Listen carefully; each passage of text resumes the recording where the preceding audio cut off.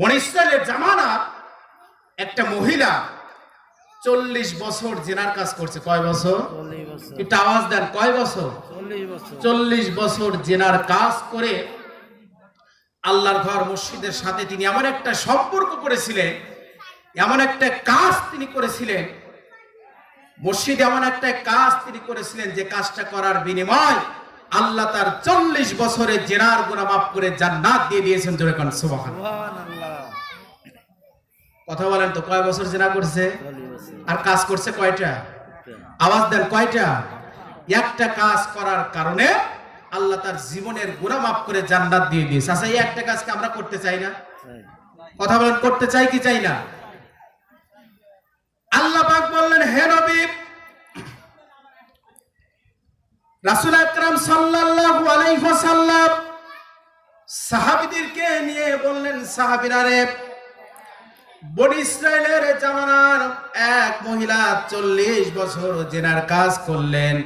40 বছর জিনার কাজ করার পর আল্লাহর ঘর মসজিদের সাথে এমন একটা সম্পর্ক এই মহিলা করে নিলেন এবং কি মসজিদে এমন একটি কাজ তিনি করলেন যে কাজের বিনিময় আল্লাহ পাক ওই মহিলার 40 বছর জিনার গুনাহ মাফ করে দিয়ে আল্লাহ তাআলা জান্নাত দিয়ে দিলেন। জোরে কোন সুবহানাল্লাহ। আর এই জান্নাতি মহিলার সাথে আল্লাহর রাসূলের মিরাজ ভ্রমণ করার সময় জান্নাতের মধ্যে দেখা হয়েছিল। জোরে কোন আল্লাহু আকবার।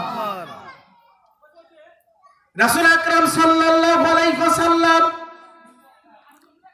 মিরাজের রজনীতে আল্লাহর আদেশ মোতাবেক যখন আসরা যখন ভ্রমণ করার জন্য আল্লাহ পাক যখন নবীকে বার্তা পাঠাইলেন, জিবরাইলের মাধ্যমে যখন আল্লাহর রাসূল মিরাজ ভ্রমণ করলেন, মিরাজ ভ্রমণ করার পর নবী জান্নাত জাহান্নাম দেখলেন। এমন একটি জান্নাতের নিকট চলে গেলেন, নবী তাকিয়ে দেখলেন ওই জান্নাতের মধ্যে 3 জন মহিলা রয়েছে।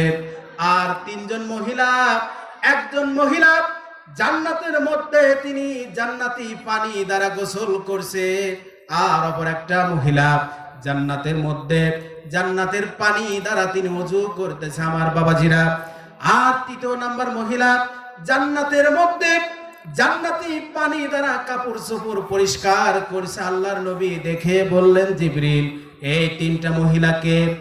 জিবরিল বললেন, রাসূলুল্লাহ, হাবিবাল্লাহ, এই 3টা মহিলা সম্পর্কে আপনি অবগত, আপনি জানেন এই 3টা মহিলা অন্য কেউ নয়।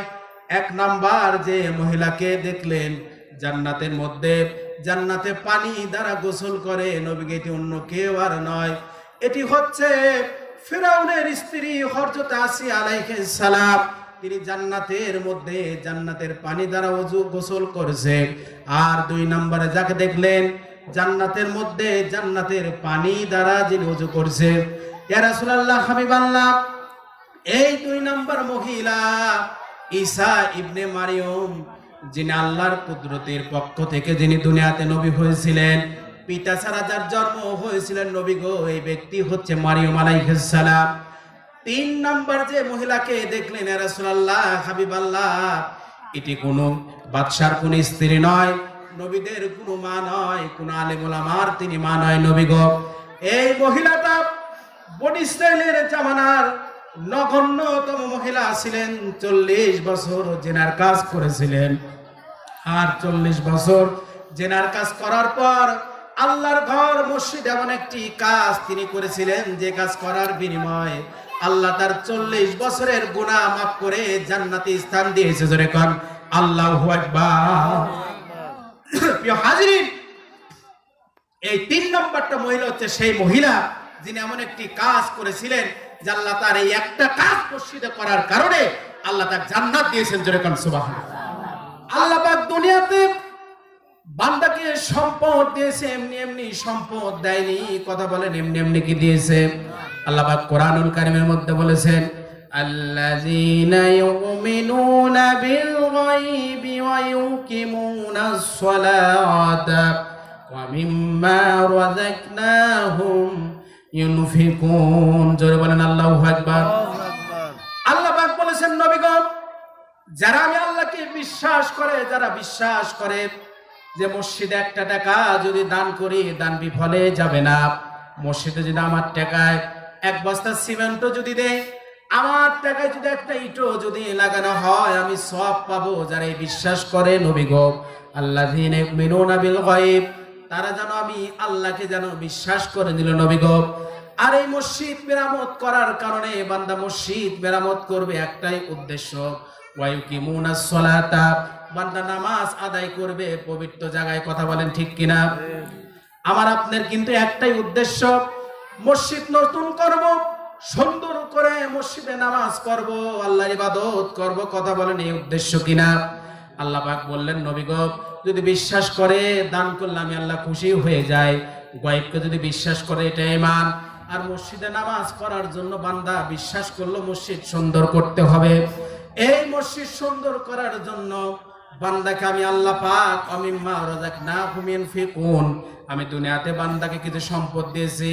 এমনও বান্দা আছে যাকে 100 বিঘা সম্পদ দিয়েছি, কোটি কোটি টাকা দিয়েছি।